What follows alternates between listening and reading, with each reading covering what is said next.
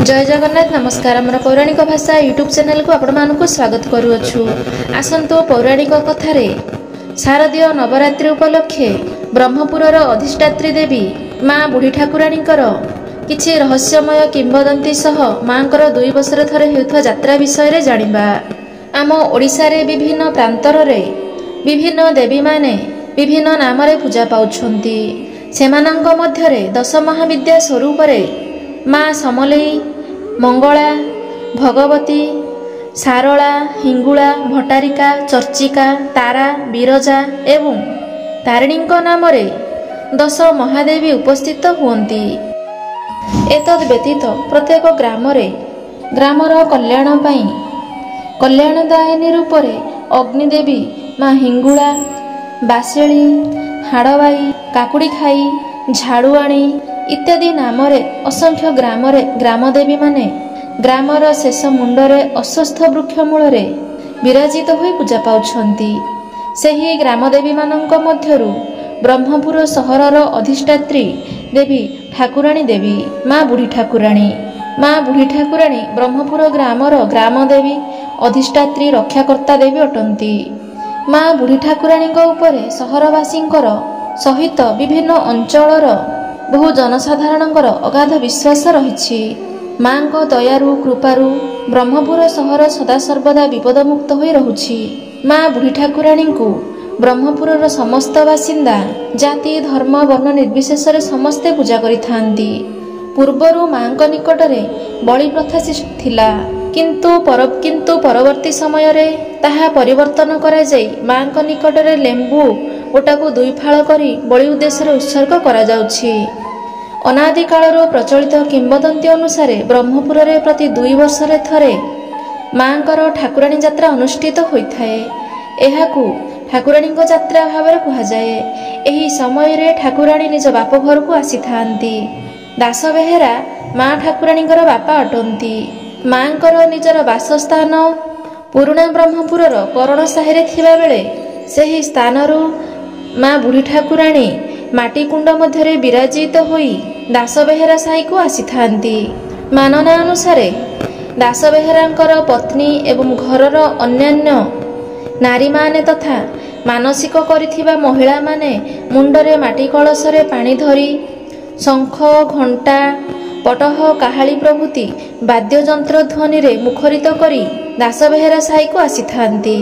माँकर आज्ञा लागी हेवा दिन ठारू ठाकुराणी माँ सेठारे विजय करती। माँ ठाकुराणी बाप घर को बाहरिला बेले विभिन्न साई देई प्रत्येक साईर समस्त घरू भोग ग्रहण करी निज बाप घर को आसीथांती। माँकर प्रिय होइथाए गोजा मुआ गुड़रू प्रस्तुत उखुड़ारे माँक पई गोजा मुआ प्रस्तुत होइथाए। माँक पई ताहा भोग भावरे लागी होइथाए।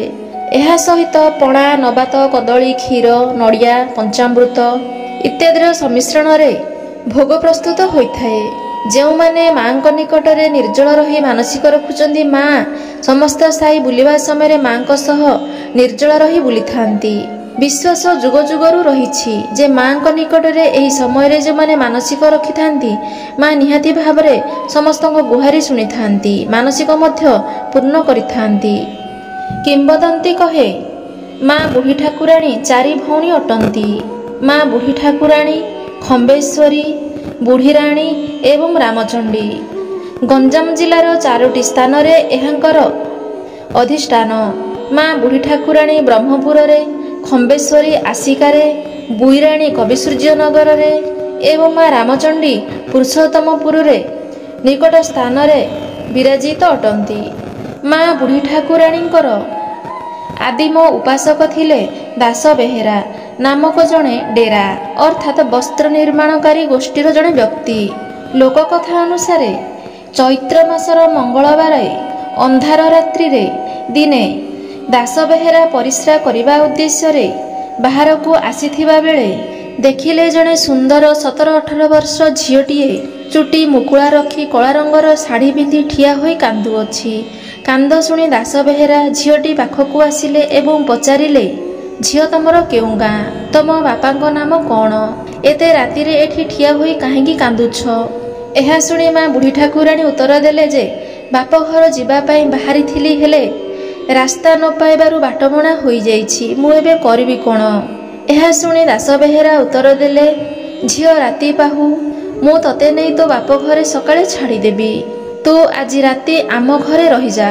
ମୁଁ କ'ଣ ତୋର ବାପ ସମାନ ନୁହଁ କି?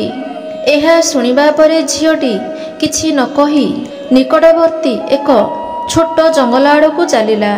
ଆଗେ ଆଗେ ଝିଅଟି ଯାଉଥାଏ, ପଛେ ପଛେ ଦାସ ବେହେରା ଯାଉଥାନ୍ତି। ଦାସ ବେହେରା ଯେତେ ଡାକୁଥିଲେ ମଧ୍ୟ ଝିଅଟି କୌଣସି ଉତ୍ତର ଦେଉନଥାନ୍ତି। ଏହିପରି କିଛି ବାଟ ଗଲା ପରେ ଗ୍ରାମ ଦେବତୀଙ୍କ ମନ୍ଦିର ନିକଟରୁ ଝିଅଟି କେଉଁଆଡ଼େ ଅଦୃଶ୍ୟ ହୋଇଗଲେ ତାହା ଦେଖିପାରିଲେ ନାହିଁ। ସେଠାରେ ଝିଅଟିକୁ ବହୁ ଖୋଜାଖୋଜି ଦାସ ବେହେରା କଲେ ଏବଂ ପରବର୍ତ୍ତୀ ସମୟରେ ନିରାଶ ହୋଇ ଘରକୁ ଫେରିଲେ। ଏହି ଘଟଣା ପରେ ଦାସ ବେହେରାଙ୍କୁ ରାତିସାରା ଆଉ ନିଦ ହେଲା ନାହିଁ। ପ୍ରତିଦିନ ପରି ସେଦିନ ମଧ୍ୟ ପାହାନ୍ତିଆରୁ ଉଠି ଦାସ ବେହେରା ନିତ୍ୟକର୍ମ ସମାପନ କରି ଫୁଲ ପତ୍ର ଆଦି ଧରି ଦେବୀଙ୍କ ନିକଟକୁ ବୁଢ଼ୀ ଠାକୁରାଣୀଙ୍କ ନିକଟକୁ ପୂଜା ଉଦ୍ଦେଶ୍ୟରେ ଗଲେ। କିନ୍ତୁ ଫୁଲ ଦେଲେ ଠାକୁରାଣୀଙ୍କ ମୁଣ୍ଡରେ ରହୁନି, ଖସି ପଡ଼ୁଥିଲା। ମନ୍ଦାର ଫୁଲ ଦେଲେ ବି ଫୁଲ ବାରମ୍ବାର ଖସି ପଡ଼ୁଥିଲା।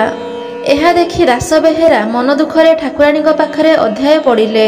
ଦାସ ବେହେରାଙ୍କ ଦ୍ୱାରା କିଛି ଭୁଲ କିମ୍ବା ଅପରାଧ ହୋଇଯାଇଛି ବୋଲି ମନରେ ତାଙ୍କର ବିଭିନ୍ନ ପ୍ରକାର ପ୍ରଶ୍ନ ଉଙ୍କି ମାରୁଥିଲା। ପୂର୍ବଦିନର ରାତିର ଘଟଣା ସହିତ ମାଙ୍କ ମୁଣ୍ଡରୁ ସବୁ ପ୍ରକାର ଫୁଲ ଖସି ପଡ଼ୁଥିବା ଦେଖି ଦାସ ବେହେରା ବ୍ୟସ୍ତ ବିବ୍ରତ ହୋଇପଡ଼ିଥିଲେ। ଏହି ସମୟରେ ମା ବୁଢ଼ୀ ଠାକୁରାଣୀଙ୍କର ଶୂନ୍ୟବାଣୀ ହେଲା ଯେ, ହେ ବେହେରାଏ, ତୁମେ ମୋର ପରମ ଭକ୍ତ। ଆଜି ଯାଏଁ ମୁଁ ତୁମ ପୂଜାକୁ ଗ୍ରହଣ କରୁଥିଲି ବହୁ ଆଗ୍ରହରେ, କିନ୍ତୁ କାଲି ରାତିରେ ତୁମେ ମୋତେ ଝିଅ କରିଦେଇଛ।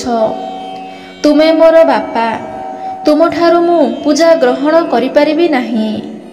ବାପା କ'ଣ ଝିଅର ପୂଜା କରେ କି? ମୁଁ ତୁମର ଝିଅ ହୋଇ ରହିବି। ଏହା ଶୁଣିବା ପରେ ବେହେରେ ପଚାରିଲେ, ତାହେଲେ ମା ତୁମକୁ କିଏ ପୂଜା କରିବ? ତୁମେ କ'ଣ ଅପୂଜା ରହିବ? ଖାଇବ କ'ଣ? ପିନ୍ଧିବ କ'ଣ? ଚଳିବ କେମିତି? ମାଙ୍କର ଉତ୍ତର ଆସିଲା, ନା ମୁଁ ଅପୂଜା ରହିବିନି। ତୁମେ ଏଠାରୁ ଗଲାବେଳେ ଯାହାକୁ ଦେଖିବ ତାଙ୍କୁ ମୋ ପାଖକୁ ପଠାଇଦେବ, ସିଏ ମୋତେ ପୂଜା କରିବେ। ଦାସ ବେହେରା ଛଳ ଛଳ ଆଖିରେ କହିଲେ, ହେଲେ ଝିଅ ତୁ ରହିଲୁ ଏଠି, ମୋତେ ପୂଜା କରିବାକୁ ମନା କଲୁ, ହେଲେ କ'ଣ ତୋ ସହିତ ମୋର ଆଉ ଦେଖା ହେବନି? ଠାକୁରାଣୀ କହିଲେ, ନା ବାପା, ପ୍ରତି 2 ବର୍ଷରେ ଥରେ ମୁଁ ତୁମ ଘରକୁ ଯିବି। ତୁମେ ମୋତେ ଡାକି ନେବ। କିଛି ଦିନ ହସ ଖୁସିରେ ତୁମ ଘରେ ରହି ପୁଣି ଫେରିଆସିବି। ସେହିଦିନ ଠାରୁ ଠାକୁରାଣୀ ପ୍ରତି 2 ବର୍ଷରେ ଥରେ ଦାସ ବେହେରାଙ୍କ ଘରକୁ ଆସିଥାନ୍ତି 21 ଦିନ ପର୍ଯ୍ୟନ୍ତ। ବର୍ତ୍ତମାନ ଭଣ୍ଡାରୀମାନେ ଠାକୁରାଣୀଙ୍କର ପୂଜା କରନ୍ତି। ପ୍ରତି 2 ବର୍ଷରେ ଥରେ ଶୁଭ ମୁହୂର୍ତ୍ତ ଦେଖି ମା ବୁଢ଼ୀ ଠାକୁରାଣୀଙ୍କୁ ଦାସ ବେହେରାଙ୍କ ଘରୁ ଡାକରା ଆସିଥାଏ ଏବଂ ମା ନିଜ ବାପ ଘରକୁ ଯାଇଥାନ୍ତି, ଯାହା ବ୍ରହ୍ମପୁର ଅଞ୍ଚଳର ପ୍ରତ୍ୟକ୍ଷ ବୁଢ଼ୀ ଠାକୁରାଣୀ ଯାତ୍ରା ଭାବରେ ନାମିତ। ମାଙ୍କଠାରେ ପ୍ରତ୍ୟେକ ଦିନ ଖେଚୋଡ଼ି, ଆମ୍ବିଳ, ମାଛ ବେସର, ଘାଣ୍ଟ ତରକାରୀ, ଗୋଲମୁଆଁ, ଗୋଜାମୁଆଁ, କାକରା, ଆରିସା, ମଣ୍ଡା, କ୍ଷୀରି, ଶାଗ, ପଣା ପ୍ରଭୃତି ଭୋଗ କରାଯାଏ। ମା ବୁଢ଼ୀଙ୍କର ଏହା ଅତି ପ୍ରିୟ ଖାଦ୍ୟ। ଯେଉଁମାନେ ମାନସିକ ରଖିଥାନ୍ତି ଏହି ଭୋଗକୁ ମାଙ୍କୁ ଲାଗି କରି ମାଙ୍କୁ ପୂଜା ଆରାଧନା କରିଥାନ୍ତି।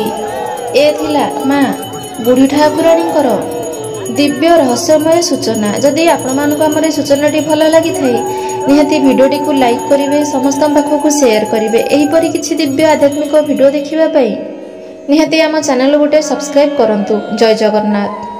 ଜୟ ମା ବୁଢ଼ୀ ଠାକୁରାଣୀ।